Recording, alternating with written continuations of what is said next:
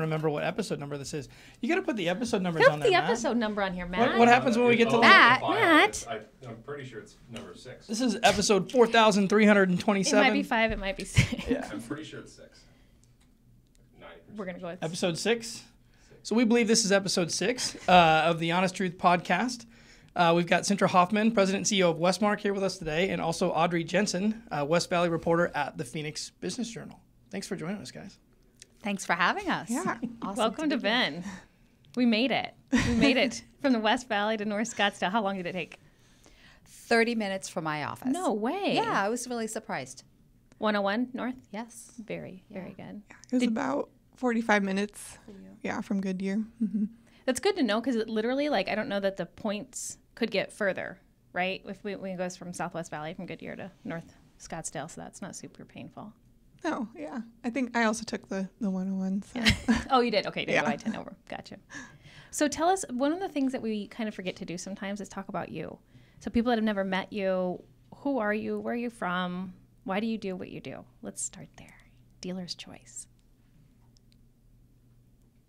Okay. All right, I'll go. Okay. So I'm Sintra Hoffman. I am the president and CEO of WESTMARC, and WESTMARC is an economic development-focused organization serving the West Valley community. The businesses, the government sector, education sector, and more today, a lot of nonprofits because of everyone that's in the mix. And so we consider ourselves the hub of the West Valley. If it's happening, if you want to make it happen, if you're growing, if you're building, you really kind of start off at WESTMARC. So that's what I do today. Mm-hmm. Who am I? Where am I from? Who are you? Let's see. So I grew up in New York, so I'm a New Yorker at heart. I have that grit, which I think has helped me in all of my positions to be edgy and successful. And I think that's one of the things I brought to WESTMARC. Prior to coming to WESTMARC, I was with City of Surprise for 10 years, so I watched the growth, I experienced the growth, I grew with the growth. And then I also worked for ADOT for 6 years. And so I have a really, really strong transportation background as well as a love for infrastructure because I really saw that all the infrastructure investments in the West Valley really helps it pop today. And, way back when Loop 303 was just a 2-lane. It's a very dangerous road. Yeah, 2-lane county stop road. signs. Mm-hmm. Right. Just stop signs. And what it is today with all of the development along it. So I'm a true believer of infrastructure investments. So that's who I am. And you've grown WESTMARC. You've really grown WESTMARC. How many years has it been? 6.5, almost 7, actually. And I think this kind of tells the type of person I am. I did come to WESTMARC almost 6 years ago to reinvent it, reinvigorate it, revise it, all the re's, right? And the more I learned about the challenge ahead, the more excited I got about the job. So I think that comes back to my background and, the grit and everything. And so it's been a lot of fun. It's been a lot of hard work for sure. But I think now we're definitely seeing a lot of the benefits of that. And we're seeing things come to the West Valley and members come to us that, it's almost effortless today. Whereas, 6 years ago, 5 years ago, even 4 years ago, we were really, pounding the pavement. So you have a 6-year-old baby now. You had this vision. You have a 6-year-old baby. Is it what you thought it would be? Is it better? It's actually better. Yeah. Honestly, it's remarkably better. I came, again, for more of the internal organization, financial stability and growth. And what I saw out of that was, number one, is we had to build a product, right? We didn't have a product to really sell or add value to others. And so starting from what the West Valley needed, my first step was working with the economic development leaders in the West Valley. And I said, okay, well, economic development's broad. So where are we going to focus on? What's the greatest need? And they said, we keep losing deals to the East Valley because we can't prove that we have the workforce, so we can't get the companies to come here. But we know that they're living here in the West Valley because we look at I-10 in the morning and it's a hot mess. So our first effort was to find out, who's on I-10, what industries are they going to, what education, what employment, all of that, skills and everything. And so once we identify that information, we spent a concerted effort marketing that. So the healthcare strength, and I'll get more into detail about that, but healthcare and advanced business services, finance, insurance, manufacturing. And so we started really marketing all of that. And I always say I was always really focused on the work. And then all of a sudden, things just started exploding. So it went to a whole different level that I think I didn't expect as quickly as it did. And now where I find myself is, wow, what do we need to continue and grow with the West Valley to continue serving the West Valley? The next evolution. Yeah. And so Phoenix Business Journal, I'm assuming that you guys wanted to kind of focus in that area. Is that why there's like a divide and conquer approach? Will you tell us about it? Yeah. So earlier this year, they decided to add another reporter position covering just the West Valley, because I think they recognize that, just like what Sintra is saying, there was so much growth happening there for some time. And so, instead of having just one person cover the whole, Phoenix Metro, now we've actually divided really with 4 real estate reporters, commercial real estate. So me on the West Valley, Karina, my colleague, she's doing Phoenix, Tempe, and Scottsdale. And then Brandon, he's doing Gilbert, Mesa, and Chandler. And then Angie, who a lot of people know, she's been there for a while. She is doing residential real estate, really whole Phoenix Metro. Okay. But for commercial real estate, that's how we decided to divide it up. And are you new to Phoenix Business Journal? Yeah, so I've been at the Business Journal for almost 3 months now. So it's been a fun ride so COVID far. entry. Yes. Yep. Still working from home right now. But it's been really interesting just to meet people like Sintra in the West Valley and a lot of different brokerages, developers, construction companies, architects, so on and so forth. And I'm still working on meeting everyone, of course. You haven't got to all of them yet. We're still working on it too, and we've been doing it for like 16, 17 years. We're getting closer every day. It's probably going to be a years-long thing, but yeah. So it's just been awesome to see, what the actual growth looks like, what's driving that growth and what's causing it, kind of where it's going, where people think it's headed. And so I've really just had a lot of fun getting to write about everything out there. But who is Audrey? Who's Audrey Jensen? Yeah, so I would say Audrey is... you don't have to do it in third person. That's fine. It sounded awkward when I said it out loud. So today, Audrey is... Tell us a story. So I was raised in Colorado Springs, Colorado. Came out here a couple years ago to go to the Cronkite School for my graduate degree. Very cool. Yeah, studied investigative journalism. They just started a new program, and I got to learn from some of the coolest, amazing editors and journalists in the country, which was awesome. But after that, I interned at the Arizona Republic for about a year, doing breaking news, which is obviously very different than business news. But that was also just great experience, getting to meet people across the valley and learning about the different issues that are affecting everyone.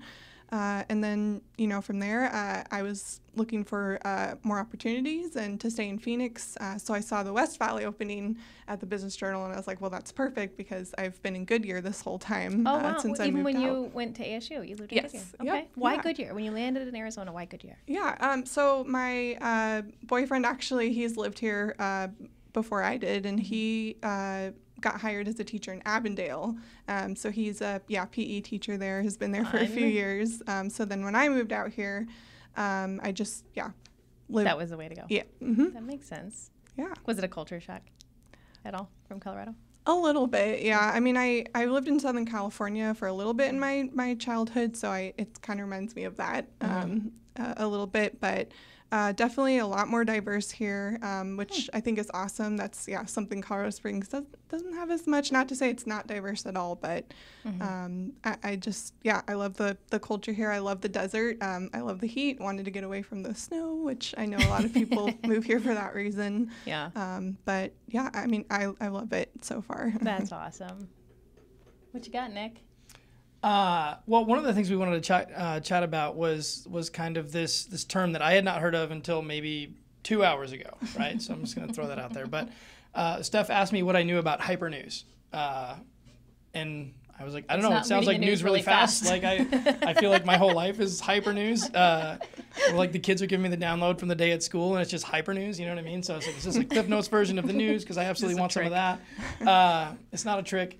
But she was kind of elaborating a little bit more and indicating it's hyper localized news. And so I wanted to ask you about that because clearly I'd never heard of this. It makes sense with what I'm kind of reading and picking up on things in this. But can you explain hyper localized news? Yeah, I don't have like the official definition or description, you know. I would say that it's basically just making sure that different communities have reporters covering the different aspect of what's going on. So obviously with like our team, we wanted to make sure we had a reporter for each of the regions so that we're not missing some of the, you know, maybe like smaller news items that maybe we would if we just had one person covering everything. So, you know, like the Republic, they have like a lot of reporters covering the different regions, really broken up. And that's actually like kind of a big issue in journalism right now is because of obviously like the smaller newsrooms across the country and a lot of journalists being laid off. Unfortunately, that means less communities have someone, you know, watching what's going on and covering all the exciting things that's happening and featuring really cool people doing cool things, you know. So I don't know, hopefully that kind of explains it. I made this up in my head completely. I have nothing to back up my thought around this. Let me just start there. No facts. But my mind went to, I wonder if COVID has forced us to even become more community engaged. I want to believe like there's a positive round to this, but you genuinely care what's in your exact community, in your Moon Valley, in your Queen Creek, in your Litchfield Park. You want to know so much because so much of your world now is in that spot. Either you're still working from home or you've been to that grocery store 17,000 times because the restaurants weren't open. I just was curious if you think that has anything to do with it or people just care more about what's happening close to them anyways. I think it depends probably because I think everyone's so different in how they like consume the news and why they consume the news. But I guess my opinion is like I think people should realize that it's important to have the hyper localized coverage because something that's happening like in the West Valley could actually impact the Phoenix Metro as a whole, even though people don't always realize it. And that's something that's been exciting as I've like been reporting on a lot more stuff and learning about different things happening and developments is something, like I said, just like on the West Valley could be impacting something like in Chandler or Mesa or could be connected in ways that people didn't realize. So I think just, I guess my reporter brain is thinking context-wise, that's why it's important to have news, hyper-localized news I think we made a word, you guys. I think this is going to get so much cooler after Hyper news? Hyper-localized. Hyper news is just fast. Hyper news is like, sounds like a superhero. It reminds me, like, you know when we watch a podcast, you don't realize you click that button, it's on like 4 times the speed, and you're just like stressed out. You're like on a treadmill and you can't touch it, and you're trying to... That's the best way to listen to our podcast, by the way. It gets over quick. So, do you also think it's content-based? There's so much content now, right? Yes. Doesn't it just feel like there's so much going on that it makes sense to have more hyper-localized news so that you can properly digest it? Did I say it right? You love that term now, Hyper-localized? don't you? Go ahead, Sintra. Well, I was going to say, I love the concept because I remember a few years ago, I won't name names or projects or people, but there was a project that was coming to the West Valley, and for several reasons, they decided not to. And I read the article, and the article was very factually based, but the headline was really negative against the West Valley. Yes, I do remember this. And I immediately emailed the editor there at the time, and who I had a relationship with, and said, hey, can we talk about this? And so we did. I had a meeting. I brought several West Valley economic development folks and myself, and we went to the Journal, and we said, let's tell you about what's good that's happening. And let's understand where these headlines, how we can get ahead of these headlines. Because, again, the article was very factual, but the headline was kind of borderline inappropriate. And so I really feel like since then, we've gotten a handle on that. And then Karina at the time was, we met her for the first time, and Patrick at the time said, Karina is your person, and that was a really great pipeline. So with you coming on board, we immediately it's almost an advocate too. Totally, yeah. We immediately brought Audrey into our marketing committee at WESTMARC so that she's plugged into the communications folks in all of the different organizations. So she has information as to what's going on. And then again, being new to the area, she had the opportunity to meet them. So I am a fan of hyper-localized news, because we can do this. I swear we can do this. So many letters. Well, I'm not a Phoenix native either, and so I grew up in a small town. Beard. The beard. I'm trying to get a jump on No Shave November, so don't tell anybody. So bad. But I finished in like third or fourth consistently. When I really wanted to see if I can't break the. I thought the rule of No Shave November was you shave the last day of October. I thought that was a rule. Maybe, but Sunday is not a day when everybody will see, and so I'm cheating. Guys do that. Sunday is like the off day, 100%. right? I noticed that. Yeah. So Saturday I'm clean shaven. Sunday I Day look of like rest. this. You're supposed to. Carry on. Anyways, I'm from a small town in southern Minnesota, and so I think that there's a community importance that people want to root for their community. And so I think having things more localized, is kind of what makes Phoenix like the smallest big city in the world, or whatever, however the right way to say that is. It just feels like it's a really big, small town. And I think that aspect of delivering the news that way feels more effective to me. It just feels like it's more, more representative of Phoenix. And I think even other larger cities across the country have their community differentiators. You almost want to kind of root for your community. And I think you want to know what's going on in your community, right? Why were all those cops on the corner? I am curious. I need to know things. I don't need to know. And I wanted to touch on your point too earlier. I don't feel like I fully answered your question of like if people are, I guess, like wanting the more hyper-localized news, more like paying attention to more. more. Like a tally mark when you edit this, Matt. Like how many times it was said. Is there a different name for it? I don't think so. understand. There might be. I just don't have it in front of me. We just went with it. Yeah. I think we got this name down. It. Let's go with it. Yeah. It's not convenient. It doesn't roll off your tongue. Agreed. Yeah.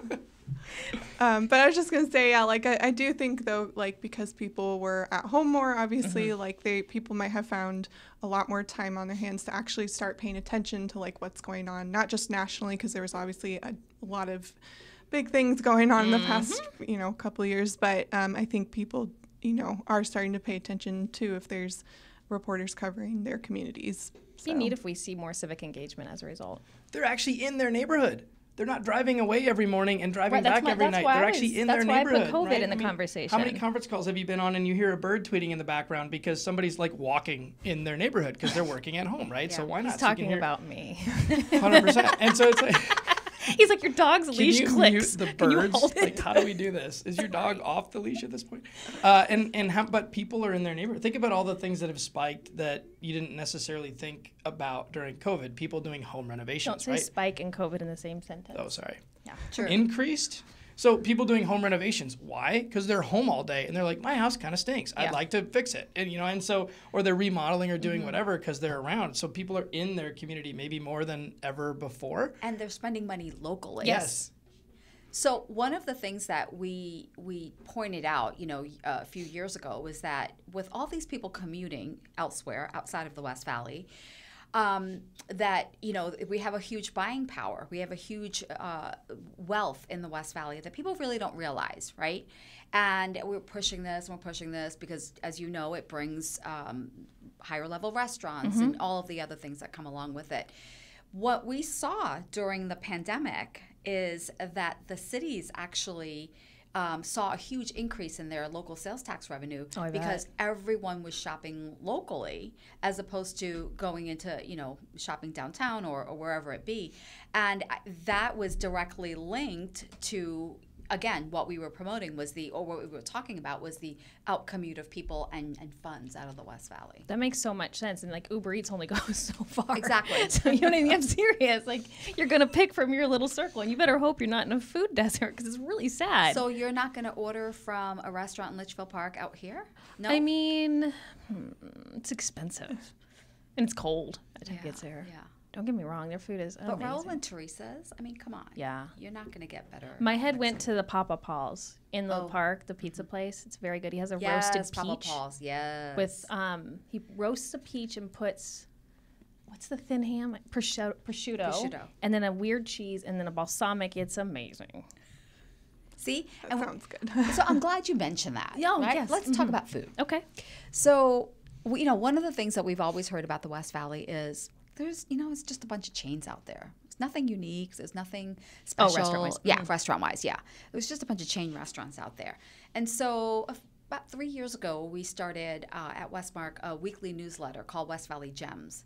And we promote all unique things that's happening. So all of the unique restaurants in the different communities, the unique events that's going on, the mom and pop things. And that's really taken off. And it kind of surprised us. We thought, well, we'll put it out to the members and let them help feed the information. And just as a team of 4 people sitting around, we came up with a whole list of things and filled the entire calendar for the year. So I think, there are really good, unique restaurants that people just don't think about. They don't realize. But now, to your point, that they're, they've been stuck at home for 18 months. But it pops up on your phone and you see it where you didn't know it was behind that, whatever. Right. Or you're not going to drive, somewhere else for it. So anyway, I think that's been a good side benefit. Oh, I bet. I'm going to continue on with your kind of business focus. So what did you call it? You called it fishing in the sky? You said when you drive down the 303, the cranes, there's so many cranes in the blue sky. It looks like they're sky fishing. Sky fishing. What is that? It's an amazing As thing. a construction guy, that's probably the single most embarrassing thing I could say out loud. But I was like, it looks like it's like sky fishing. It's like when you drive past a fishing port and you see all of the big, the big booms or whatever. Yeah. It's like it just literally There's so many. Crazy. It's crazy. So that took off. We've read all of the headlines. Thank you. Thank you for the hyper-localized news on the industrial boom. But tell us, what happens next? Those boxes are in, they're being put in, they're underway. What does that do? What does that do to everything else business-wise? So I think, and this is what we're looking at, is the other pieces of that puzzle down the supply chain. Okay. Right? So now, everyone's talking about TSMC, and that's great. That's wonderful. But what about all the other suppliers? What about the housing that's going to come along? What about the entertainment facilities and all of that to house all of those people or to accommodate all of those people that are going to be working at that facility? So when we look at the Loop 303, it's pretty much the same concept, right? At some point, we're going to run out of space for those types of boxes or Sure. companies. But, the supply chain is probably right here in the West Valley. And that's one of the things that KJ's been trying to kind of pull together is, okay, so where are the cups coming from that go to, that these people are using? And, it's coming from Tolleson. Got it. Well, maybe we need to connect these two companies. So I think that's really what's going to start filling in to support that growth. We can obviously talk about all the other growth too. So simple math, if you were to draw a radius around one of these semiconductor places, when they say supply chain, how big of a circle would I draw? Is it a 10-mile that they consider supply chain for? Is it the entire region? Is it the entire state? How? I think it's probably the entire state and more. It's pretty big. And again, but as close as you can get to it, which is so the current supply chain would be maybe out here, right? That 100-mile, let's say. Sure. But as you get closer to it, the bigger of a deal it is. Time is money, right? Sure. So you get all of these vendors close by. You get all of these other byproducts, all of these supplies, the supply chain. You get it closer to the facility. It's obviously going to be final mile concept. Okay. Yes, Okay. last mile concept. Yeah. So the Final. It sounds like a destination. You're just making stuff up. Just making up words. Is hyperlocal news real? I don't think Is that? I need to double check. No. It is now. If you say it 11 times, I think that's all it takes. It is. Yeah. Ding. Yeah.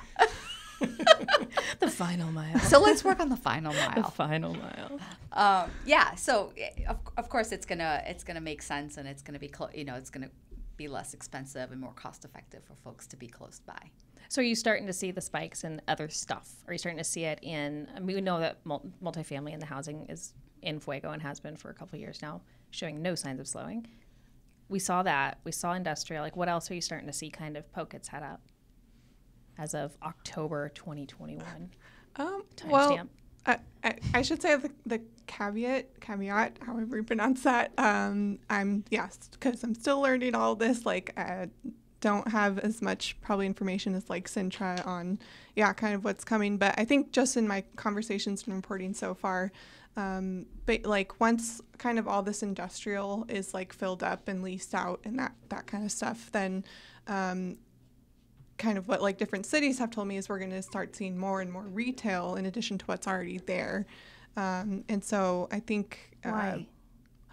Well, I again, just based off of what people have told you. me, I would say it's probably because once you add all those jobs and then, fill in the housing or the multifamily, then you need more places to, or amenities, for them to go to. And so like just maybe just an interesting example, like in Goodyear, I know they're like kind of revamping the, I think it's called the Canyon Trails Town Center. And that has been like a shopping center that's been there for a while, but they're actually turning it into a mixed-use development, which is, I've seen that pop up here and there across the West Valley.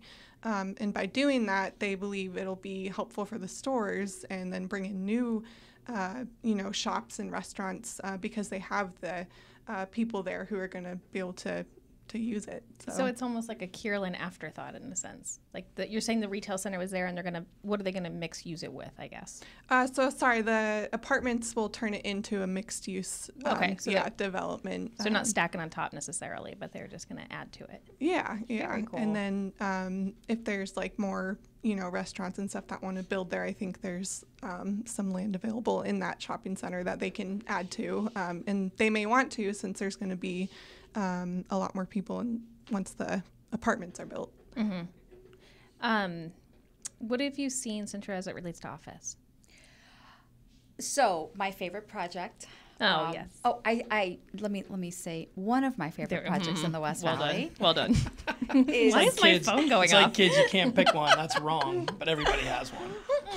well, this is a really amazing project too, and I think so. Let me tell you what the project is. So. Globe Corporation, Ryan Companies, and the City of Goodyear have all partnered to build the first real Class A office building in the West Valley, and that's 100,000 square feet.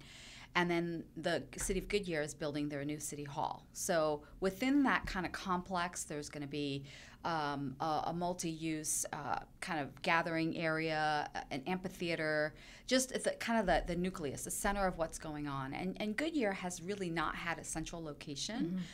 Westgate does, or Glendale does with Westgate. But Goodyear really has not had that, and several of the West Valley cities really haven't had that.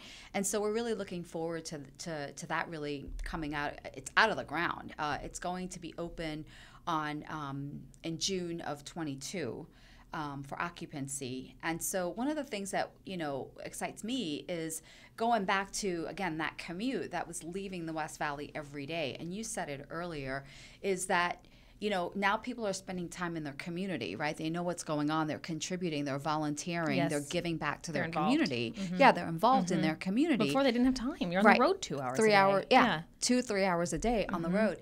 And so what that is going to give us is the opportunity for the companies to look and see, oh, well, the workforce is already in the West Valley. Now I have an office building that I didn't have before. So now what's my excuse? I really need to be in the West Valley. And now I have the space.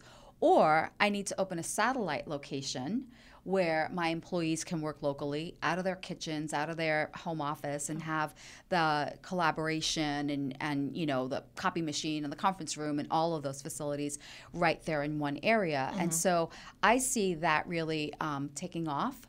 The other project kind of on the heels of that is the Plaza Companies, the City of Glendale, and the Arizona Cardinals are also partnering on a similar facility. I don't know the scale of it yet, but that's coming in. A Class A office, though? Yes, Class A office. In Glendale, you said? Mm-hmm. Okay. In Glendale, just south of the stadium. So I think the reason that I love the Globe Corporation project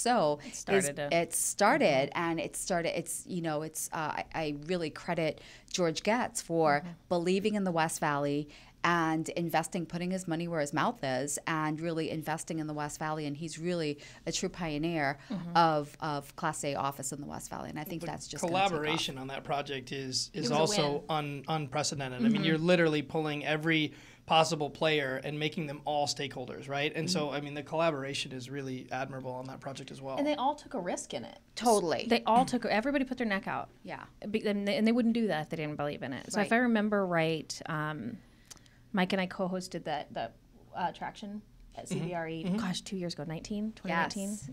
February of 2020. The last time we saw humans. And one of the things that I remember, if I have the numbers right, but yes, they had an anchor tenant. That's what everybody says. Well, of course you're going to do it. You have an anchor tenant. But they also had to build, it was a 100,000 square feet of a Class A office additional. So they took on that risk. Spec office, right? And so I'm so curious to see that unfold. I'm so curious. I live a quarter mile from it, and so it's really cool because I've been watching it come out of the ground and go vertical and just, you know.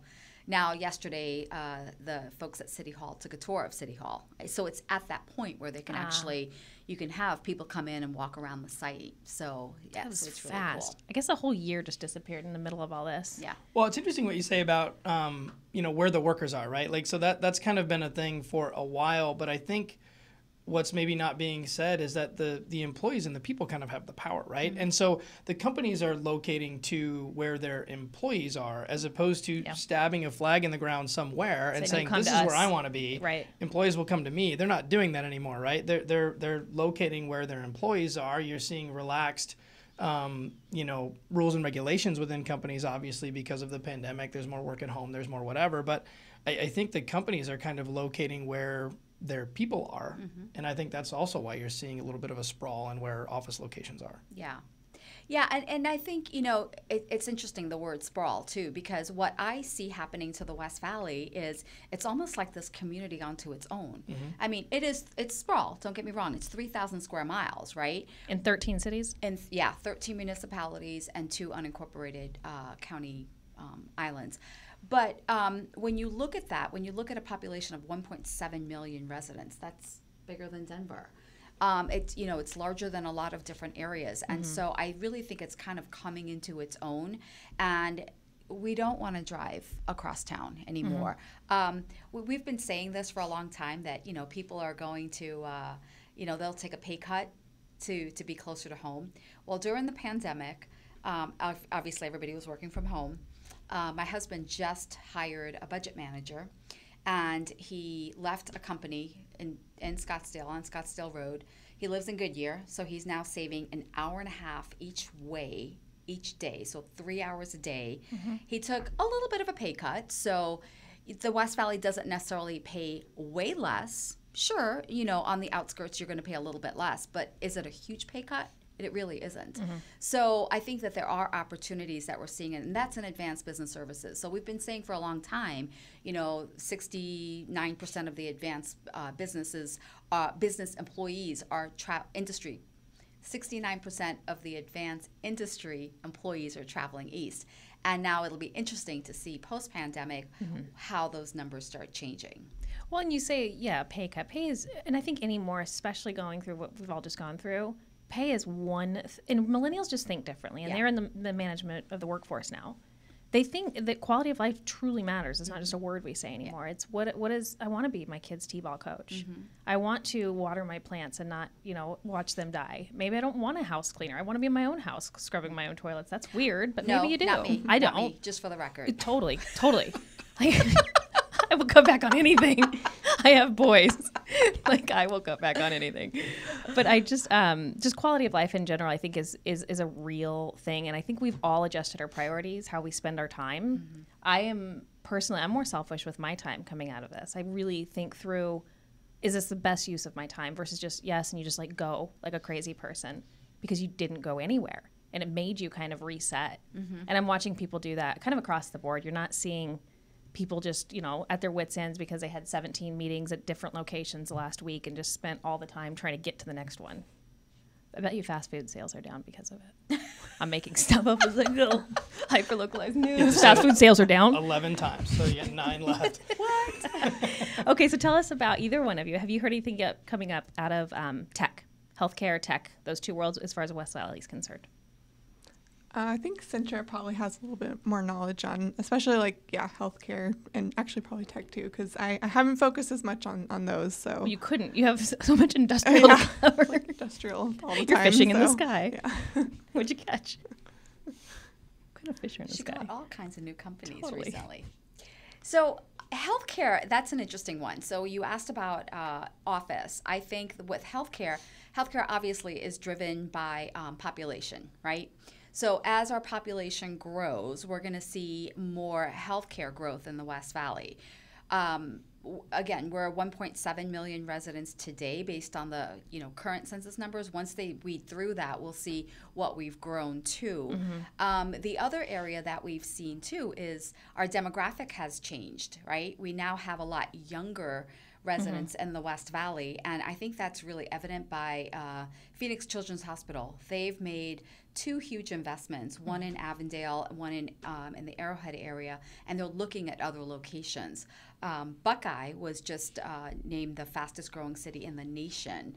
Goodyear, the second fastest growing in the state, 9th fastest in the nation. So when we look at when we look at that type of information, we know that there's going to be more need for healthcare because, again, driven by population, which at some point the hospitals are going to really need that separate standalone administrative office, i.e. the healthcare office space, which we've known that's been coming, but I think we're really going to start seeing a lot more of that now. As soon as those healthcare investments are made by usually like an inpatient or acute setting, the medical office buildings pop up all around them. Yeah. It just makes sense. It's kind of, that's the first and then that's the second for them to have successful like referral patterns and different things. And fast fact, the healthcare community calls people belly buttons. Yes. That's how they refer to the population, is by belly buttons.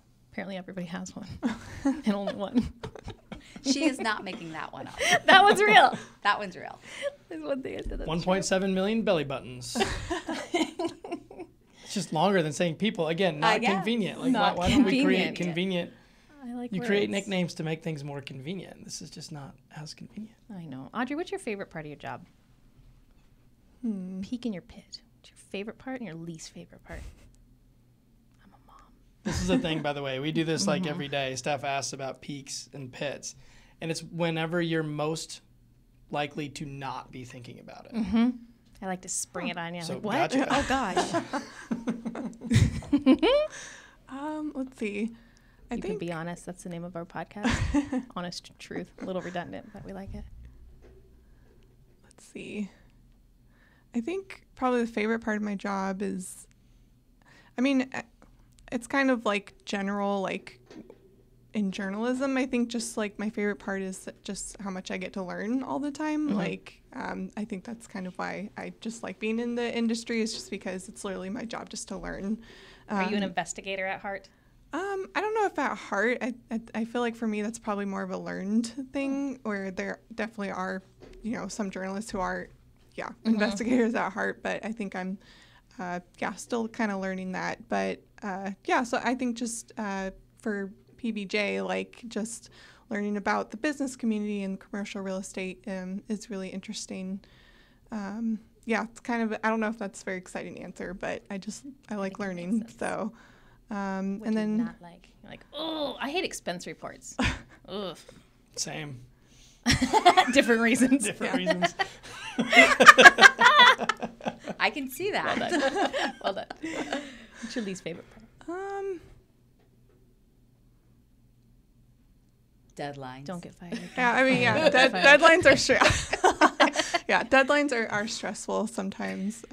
That's mine. You can't take it. No. Oh, Come up with another one. You got 30 seconds. Yeah, give her a deadline. It's a really good way to do it. yeah. Again, maybe this is kind of lame, but it kind of goes along with like the learning aspect of like when there is like a new topic, if it's complicated or something, like, and weird because I like learning, but at the same time, like, I just wish I had that knowledge already and the context I need to like put together something, like if it's a complicated topic or story, like it just takes a lot more time and research, which is fine. Like I like doing that, but when time it takes to get deadlines there. come into play, it's tough. That makes sense. So I don't know. That was a Yeah. pretty fair answer, I think. Okay. Very All right. well done. Very PC. Right down the middle. I like to learn. I don't like to learn. Tag, you're it.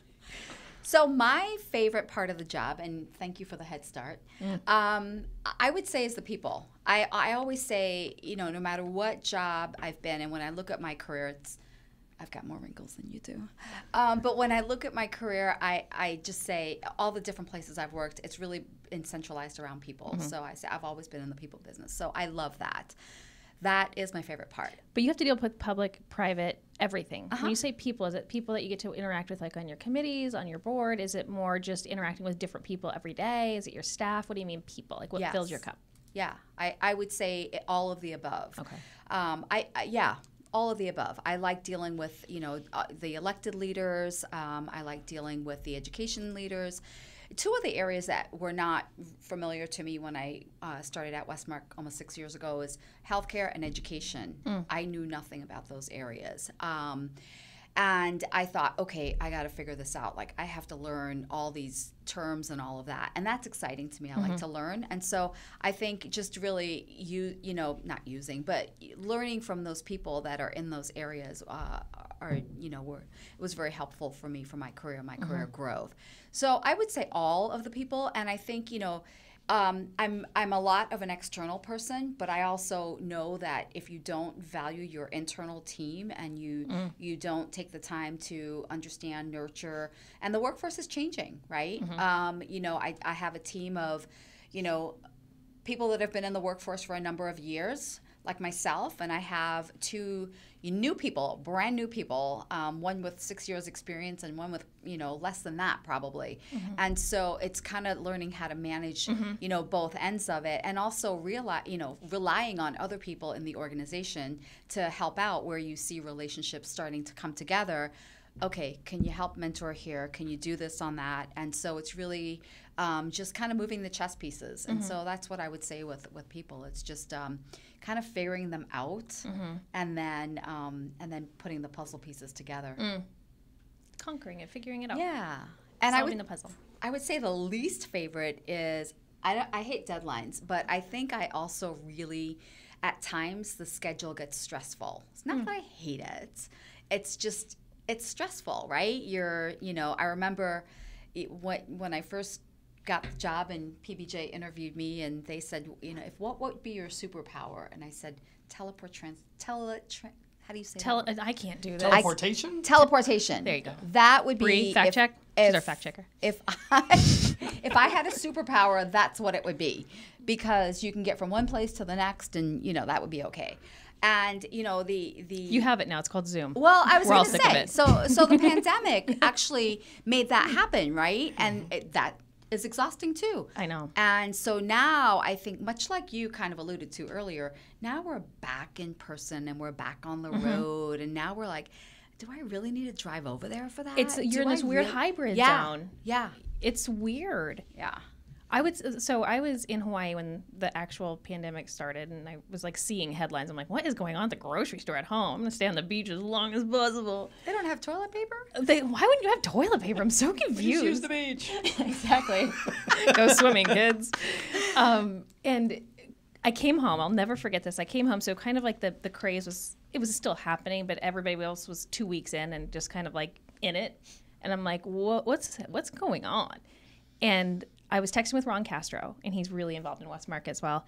And he's a president of, what's the bank? BNC. And he, and I'm texting with him about who knows what, and all of a sudden it FaceTimes.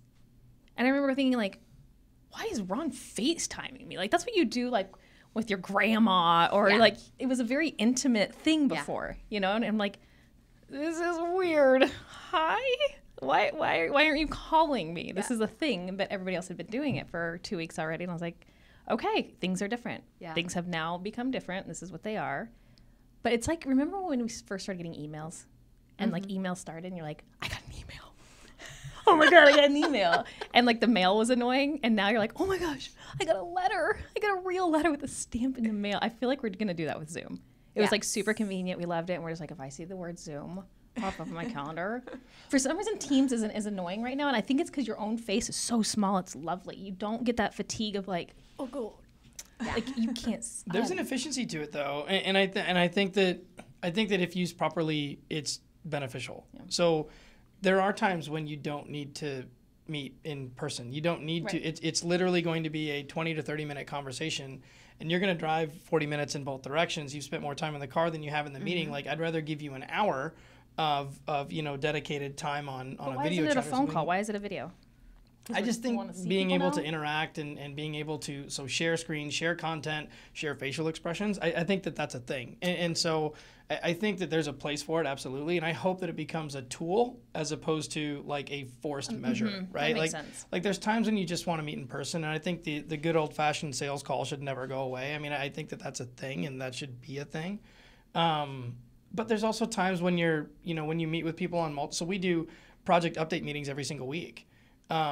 We know these people. We don't have to meet in person every single week. Nick is always the only camera on. Turn your camera on, America, or whoever's listening to this. That's rude. Like, put your camera on. Right. I agree with you 100%. Number one is virtual is so convenient. So now I don't even have the time to turn my camera on. Like, what? Yeah. I'm with you. I want to see your pajamas. Yeah. Let's go. Like who cares? Like, what does it matter? And he's not even like good at the angles. He's one of those like half faces. I'm not a flattering camera person. I feel but it's on. But you know what? You turned your camera on. It's on. I'm here. Yeah. I'm at work. Maybe I'm at home. It doesn't matter. My camera's on. Yeah. Gold star.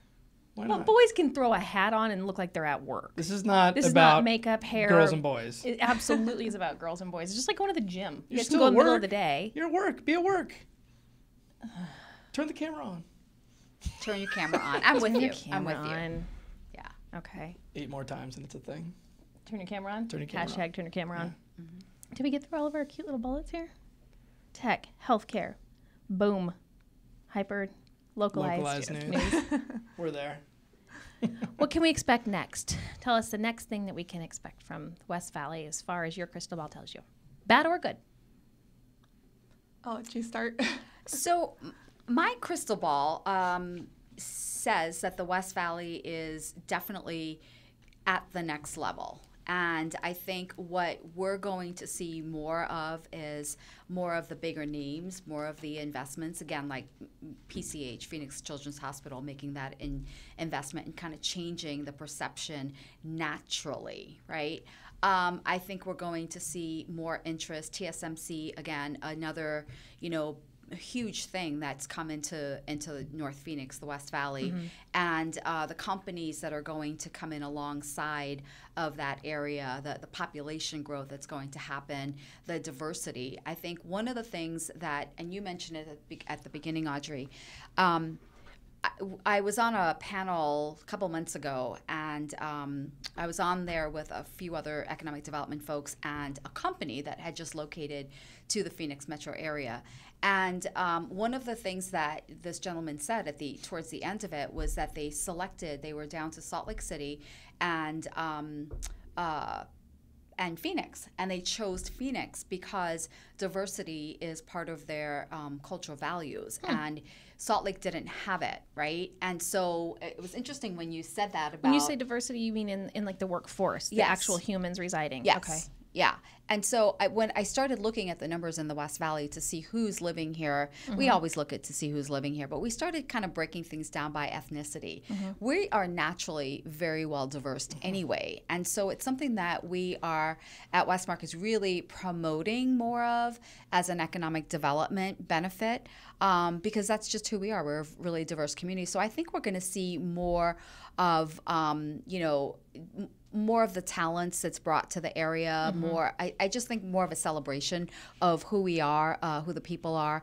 I think the West Valley is definitely not the other side of the tracks any longer, and that message is definitely going to resonate, and people are just going to embrace it a lot more than they have in the past. Historically, Arizona was really scored unfavorably with age discrimination.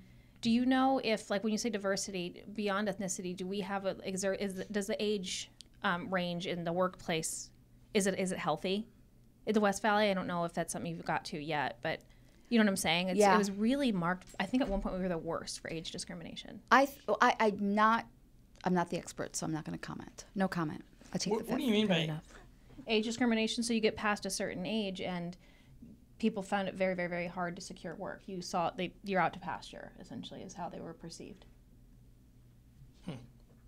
We just feel old. I think a lot of, I heard some of those comments from friends and things like that because I'm of that age group. But I definitely heard those comments in the past. But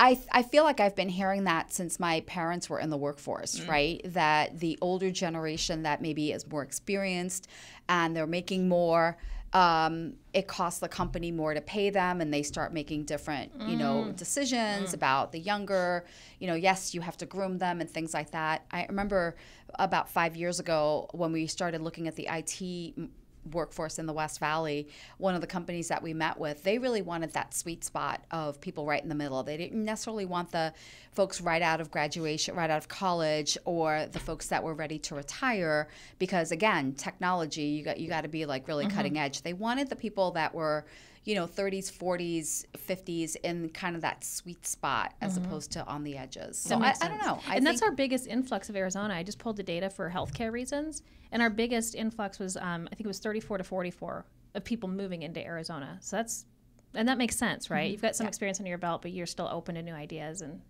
traditionally, yeah.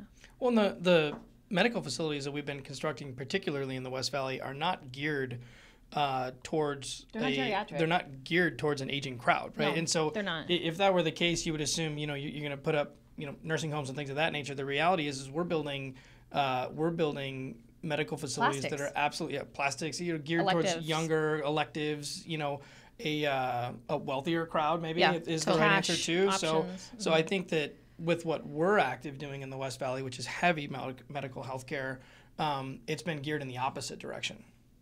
Yeah, and was it Denver? Denver just passed the gender affirmation law, meaning that, if you're transitioning, the things that will be covered as far as insurance goes, the state insurance, it'll be things that you would need to transition. So it's hormone, breast augmentations, replacements, and all these things. And I'm like, how does that affect the plastics world? I wondered that, because all those things would be covered by insurance at that point. Arizona will not be probably clicking that line behind Denver, but I had a question for you. I just lost it. Your crystal ball.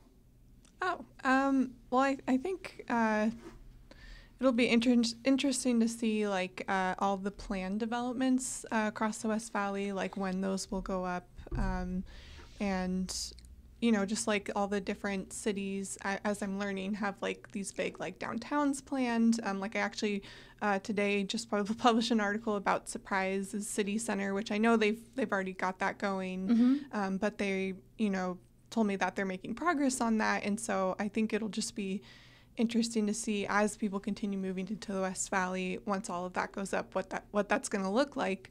And some people have also told me that the growth is actually going to move even west past Buckeye. What is west of Buckeye? Tonopah. Yeah. There's the name of Vermilion. They just, I don't know if they just announced or put out plans for a big master plan community in Tonopah. Oh, wow. And I feel my colleague Angie wrote about that, but I kind of feel like maybe that's part of that growth going even further west. So I think it'll be interesting to see if that's what happens, but.